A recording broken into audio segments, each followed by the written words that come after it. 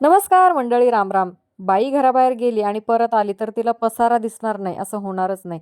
तर आमचंही तसंच झालंय. मी बाहेर गेले होते आणि कारभाराने इतका पसारा करून ठेवलाय आणि आता ओरडू नये म्हणून त्यांनी हनुमान चालीसा लावलेली आहे मोठ्यानी आणि ते ऐकवतात. अचानकच कामानिमित्त मला बाहेर जावं लागलं आणि घाईघाईमध्ये मी भाजी आणि भाकरी पेपरमध्ये बांधून घेतली आणि गाडीतच खाल्ली. आणि तिथे गेल्यानंतर मला ही बोरं आणि फळवाल्यांकडून न घेता कुठलेही पैसे न देता झाडावरनं मी ताजी ताजी बोरं घेतली. तर ही शेंबडी बोरं आहेत.